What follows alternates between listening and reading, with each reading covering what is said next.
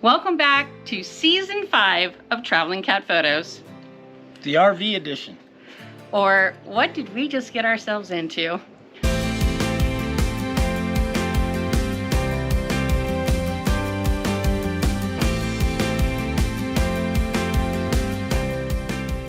All right, so I'm gonna have Harry tell you about the outside.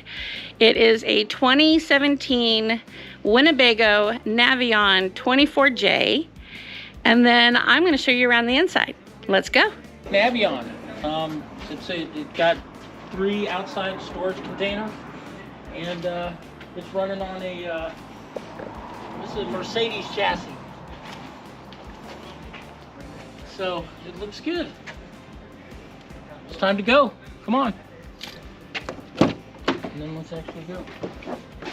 All right, so we're gonna do a quick little tour of the inside.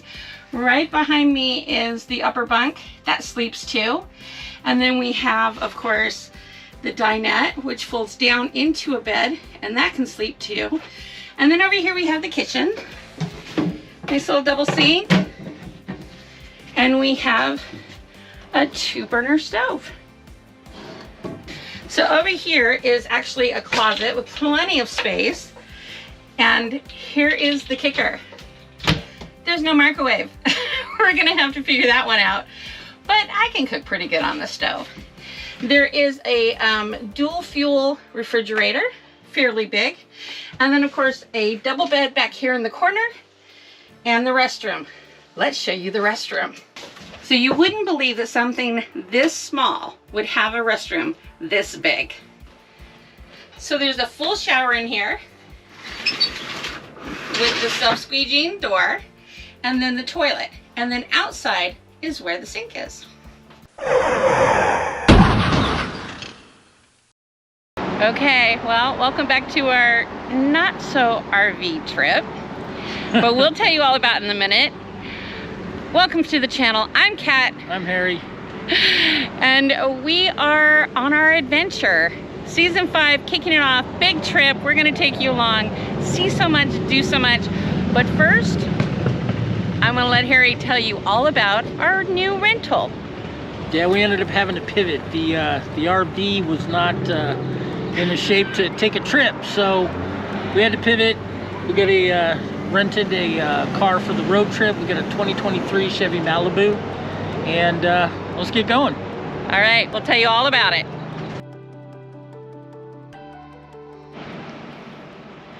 Okay, so we promised we'd tell you what the heck happened. Right after we shot that intro, we started to do our walkthrough of the RV. And then we actually went and started it up, and the windows didn't work. We're like, what? Maybe we missed something. It's a new to us rig, so hey, give the owner a call. What'd we miss? She started walking us through stuff, and then we realized the AC didn't work either, unless you were running the generator. And that was problematic, to say the least. So we kept trying different things, and their tech came by and went through everything. And finally, he just said, it's a bigger problem than we think it's going to be. Said no bueno. As Harry was saying? No bueno. Yep. So we're in the car, road trip, kind of like last year. We're bummed we're not doing the RV thing, but hello there. hi. But we're hi. But we're still doing what we were going to do, and the first stop is Moonbeam Lavender Farm. So let's go shopping. Yay. All right, so we're inside the shop. I have to show you some of these goodies here. They are just so wonderful. And I wish it could be smell-o-vision, because the smell is intoxicating. Let me show you around. What are you looking at? I'm gonna get an inhaler to make me smell, to make my mood increase. Oh my gosh, did you see the little hedgies? No. That is so cute. Everything you would want lavender-wise from fresh sprigs. So, you know, they've been dried out. To take home. Lotion. We got some of this. Doesn't that sound interesting? Oh. Everything you could want, from balms to sprays to soap to lotions. What do you think? Hit? Yeah, very much of a hit. I think this was a good call.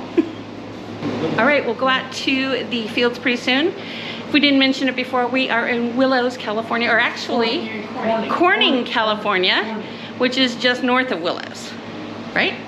Okay, got that confirmation. Everything to the left over there is culinary lavender, and everything over here is, what did I say? Aromatics. Aromatic lavender. I didn't know there was a difference, but apparently there is, and there's like 400 varieties of lavender. We were shocked at the idea that there was 400 different types of lavender, or lavandin, and that they're used for all different things. It's crazy.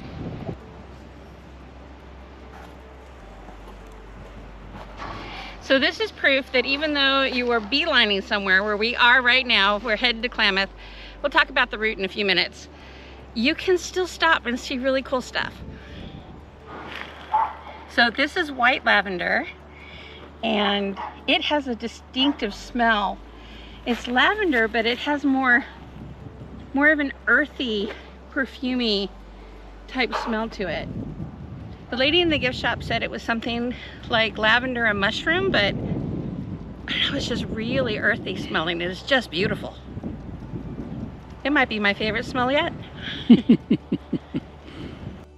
We were given a row by row guide inside the shop, but out of all of them, the Melissa was my favorite. But they're all beautiful. And they grow loofah as well, that they sell individually and in sets.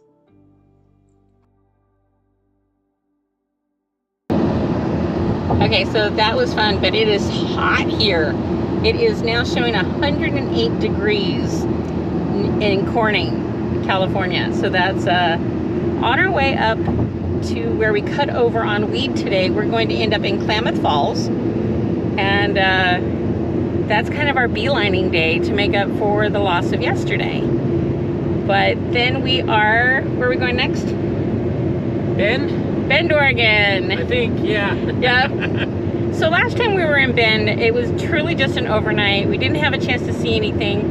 And all we could do was go, oh look, there's this. Oh look, there's that. Let's go back and see it again. So we're actually spending some time in Bend. Gonna get up really early tomorrow and head on up and explore like crazy all day long before we take off again. We're slowly making our way up to Coeur d'Alene for the 4th of July to spend the 4th with my aunt there. We have been told that it is one of the top 10 places in the U.S. to watch the fireworks over the lake. But we're also making a stop on the way there. If somebody knows a little bit about a show called Northern Exposure.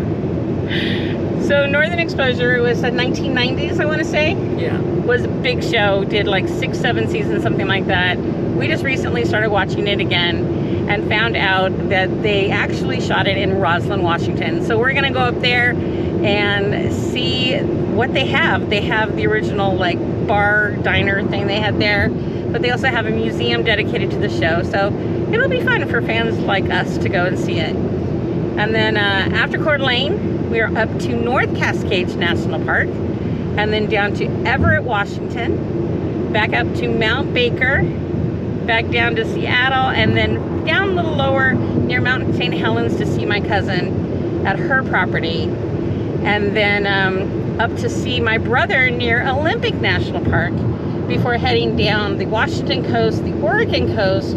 Gonna land at the farm. If you watch the channel, you know what the farm is, and hang out with family friends there before heading back home. So it's gonna take us 15 days, and I think it's something like 3,500 miles. So we hope you come along with us. Right now, let's go to Klamath Falls. Originally, we were supposed to stay at Moonbeam through a program called Harvest Toast. It's a program so that RVers can stay the night on a business's property for free. The only request is that the RVer participate in the business. So, as with Lavender Farm, purchase some product. You do pay a fee to be part of Harvest Host, but we feel that it's worth it considering how many properties are available. We're not sponsored, but we are affiliates, so all the information you may need is listed below in the description. As we got closer to Oregon border, the scenery changed from flat hot plains to beautifully pine-studded hills with views of Shasta Lake, glimpses of the mountains, Castle Crags, and finally, head-on stunning views of Mount Shasta herself. This is the second of 14 Cascade Peaks we would see on our trip and is just so beautiful on a clear day. We stopped briefly in Weed, which has one of the best gift shops that we found, and is the turnoff of the 5 towards the border. With so much to see in this area, we were sad that we had to beeline it with hardly any stops, but one of them we just couldn't pass up.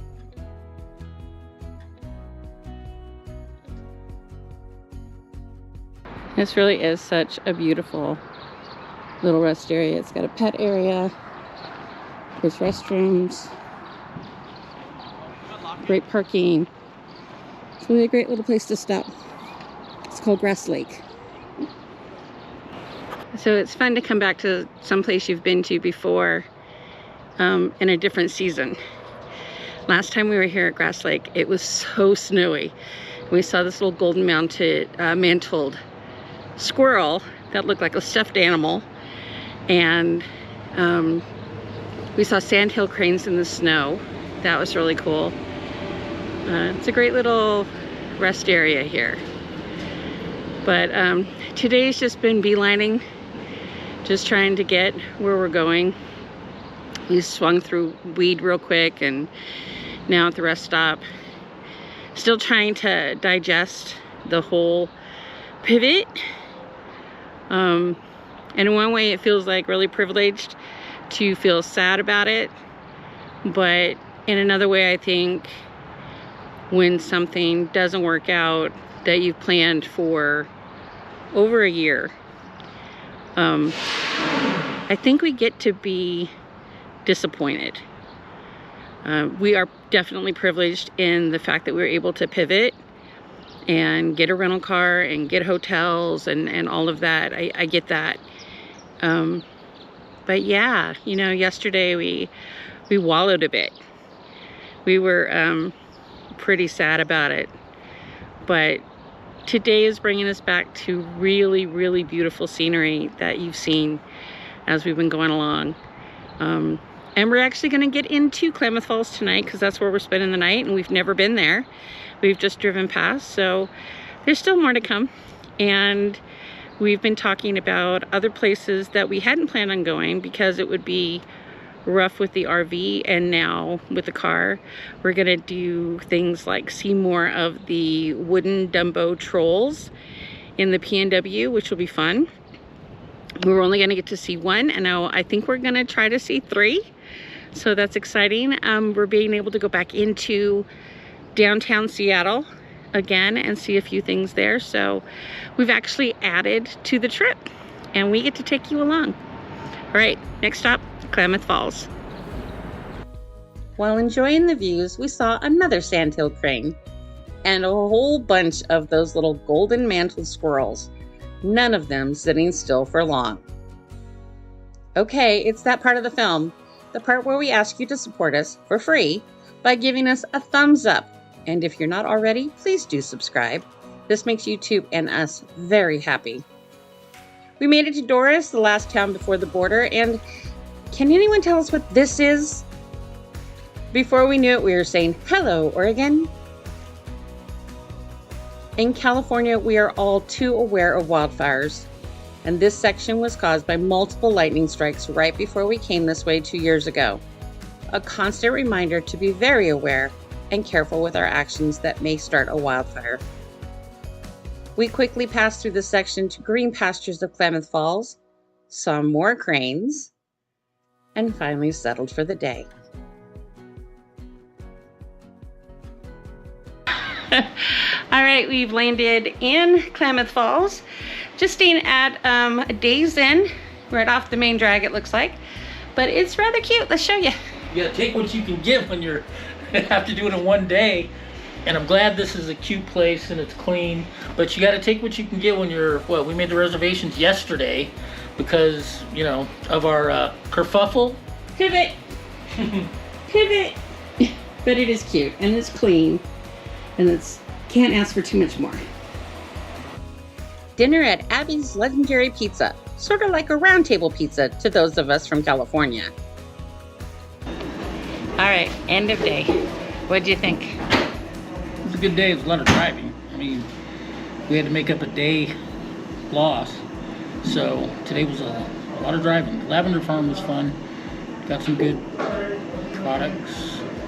Got some cookies.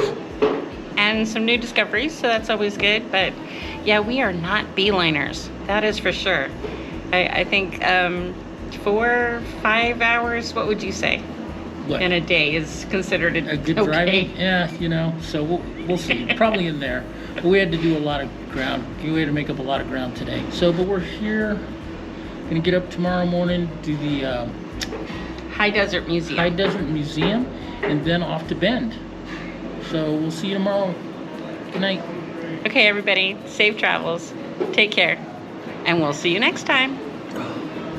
Thanks for hanging out with us today. There's so much more to come for season 5, and we can't wait to share it with you.